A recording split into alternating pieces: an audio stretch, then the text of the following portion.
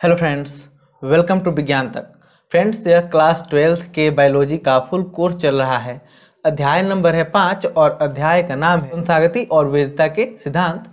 और इस चैप्टर का मैंने 3 वीडियो पहले ही बना दिया है। अगर आपने वो सभी वीडियो नहीं देखे हैं तो ऊपर आपको यहाँ पे आई बटन पे या फिर नीचे डिस्क्रिप्शन में उसका लिंक मिल जाएगा। वहाँ से जा करके आप उन तीनों वीडियो को देख सकते हैं ताकि आपकी तैयारी बेहतर हो सके और इस चैप्टर को आप अच्छे से समझ सकें।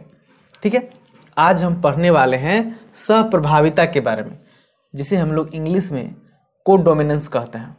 इसमें मैं आपको बताऊंगा कि सहप्रभाविता किसे कहते हैं, ये कहाँ आपको देखने को मिलता है, ये सारा कुछ। तो चलिए शुरू करते हैं। देखिए, सहप्रभाविता का मतलब क्या है। जैसे मैंने आपको मेंडल की एक जीन की वंशागति का नियम बताया था, तो उसमें देखते थे मैंने क्या किया था, आपको समझाने के लिए एक लंबा पौधा लिया था तथा एक बौना पौधा लिया था।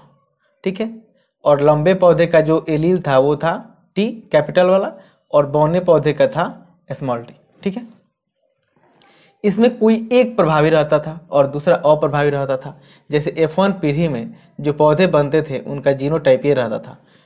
तो इसमें क्या था, कैपिटल वाला टी प्रभावी था, यानी ये जो पौधा बनता था वो लंबा बनता था। ठीक है, कैसा बनता था, तो ये लंबा बनता था। अब सहप्रभाविता क्या है।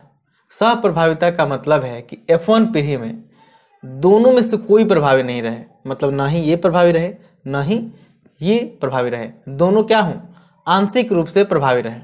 ठीक है, तो उसे हम लोग कहते हैं सहप्रभाविता। ठीक है, मतलब क्या है कि दोनों एलील में से कोई भी प्रभावी नहीं रहे, दोनों आंशिक रूप से प्रभावी रहे, उसको कहते हैं सहप्रभाविता। तथा इन एलीलों को कहते हैं सहप्रभावी एलील। क्या कहते हैं, सहप्रभावी एलील। ठीक है, ये आपको कहाँ देखने को मिलता है, तो ये आपको देखने को मिलता है मानव रुधिर वर्ग में, मानव रुधिर वर्ग में, यानी ह्यूमन ब्लड ग्रुप में। किसमें, ह्यूमन ब्लड ग्रुप में, ह्यूमन ब्लड ग्रुप। ठीक है, इसमें देखने को मिलता है। आपको पता होगा मानव में कौन सा ब्लड ग्रुप पाया जाता है, तो ये पाया जाता है, बी पाया जाता है या फिर ओ पाया जाता है। तो इसमें ये कैसे निर्धारित होता है, तो देखिए, मानव जो रुधिर होता है उनकी लाल रुधिर कोशिकाओं में, या आप लाल रुधिर कणिकाएं कहते हैं, उसके प्लाज्मा झिल्ली पे क्या होता है, शर्करा पाया जाता है। और वो शर्करा जीन आई के कारण होता है। किस जीन के कारण, आई जीन के कारण। और आई जीन 3 प्रकार के होते हैं, ये होते हैं आई ए, आई बी,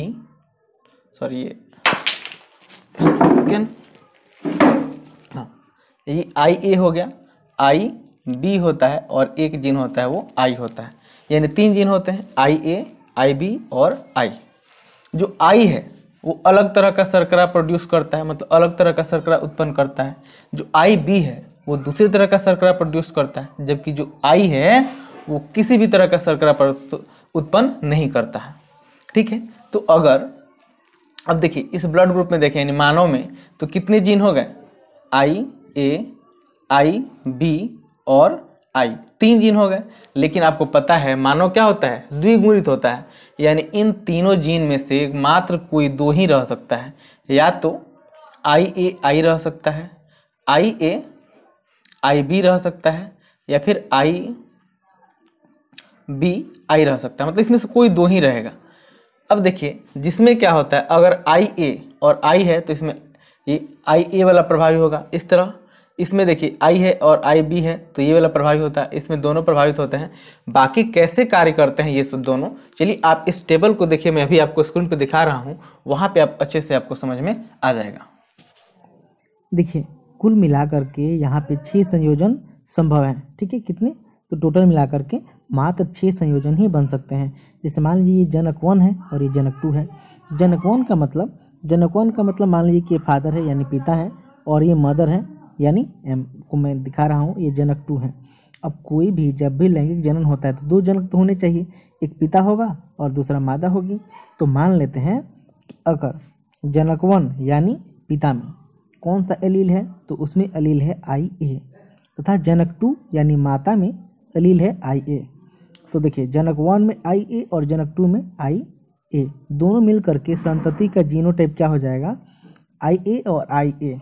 तो जब दोनों IA है इसका मतलब उसमें रुधिर वर्ग कौन सा होगा, तो उसमें रुधिर वर्ग होगा A, ठीक है, यानी उसका ब्लड ग्रुप क्या हो जाएगा, A हो जाएगा, ठीक है। वैसे ही अगर हम बात करें दूसरे केस की, अगर जनक 1 से IA आता है और जनक 2 से IB आता है तो क्या हो जाएगा संतति का जीनोटाइप, तो जीनोटाइप हो जाएगा IA IB, और इस केस में उस संतति का यानी उस बच्चे का रुधिर वर्ग हो जाएगा AB, ठीक है, क्या हो जाएगा AB। अब देखिए तीसरा केस देखते हैं, यदि जनक से IA आए और जनक 2 से केवल I आए, तो इस पर मैंने आपको बताया था कि I अप्रभावी रहता है क्योंकि वह शर्करा उत्पन्न नहीं करता है। तो देखिए जनक 1 में IA था और जनक 2 में I था, तो IA क्या होगा, I पे प्रभावी हो जाएगा, इसलिए यहाँ पे देखिए इसका जीनोटाइप हो जाएगा IA I, दोनों को मिलेगा IA और I, तो उसका उस संतति का क्या हो जाएगा ब्लड ग्रुप, उस संतति का ब्लड ग्रुप हो जाएगा A। अब हम अगर बात करें चौथे केस की, तो चौथे में जनक A से IB जा रहा है और जनक 2 से IA एलील जा रहा है, तो संतति का जीनोटाइप होगा IA और IB, और फिर से एक बार उन दोनों का ब्लड ग्रुप हो जाएगा, उनके बच्चे का जो भी उनका बच्चा होगा उनका ब्लड ग्रुप हो जाएगा AB। अब अगर पांचवा देखें, जो पांचवा समूह है, ठीक है, यहाँ पे पांचवा, तो इसमें क्या होगा कि अगर IB जाए जनक A से और IB जाए जनक 2 से, यानी जनक A और जनक 2 दोनों से IB एलील ही जाए, तो क्या होगा, उनका जीनोटाइप हो जाएगा IB और IB, इसलिए उनका ब्लड ग्रुप होगा B। सेम अगर जनक A से IB जाए और जनक 2 से केवल I जाए, तो उनका जीनोटाइप हो जाएगा IB और I तथा ब्लड ग्रुप हो जाएगा B, ठीक है। और लास्ट केस में देखिए जनक A में भी I हो और जनक 2 से भी I जाए, दोनों में से I एलील जाए, तो उन संतति का जीनोटाइप होगा II, इसलिए बच्चे का जो ब्लड ग्रुप होगा वहाँ पे हो जाएगा O, ठीक है। तो इस तरह से इन जीनों का प्रवाह होता है, ठीक है। मुझे उम्मीद है आपको ये सारा कुछ समझ में आ गया होगा कि कैसे बच्चे का जो ब्लड ग्रुप होता है वो निर्धारित होता है, ठीक है। तो ब्लड ग्रुप किस पे निर्भर करता है, तो उनके जीनोटाइप पे, और जीनोटाइप किससे जाते हैं, तो जनक 1 जनक 2 यानी मदर और फादर से, जो इस प्रकार से जाता है, ठीक है। मुझे उम्मीद है आपको ये अच्छे से समझ में आ गया होगा। यह वीडियो देखने के लिए आपका बहुत बहुत धन्यवाद। मिलेंगे हम लोग अगले वीडियो में, तब तक के लिए बाय।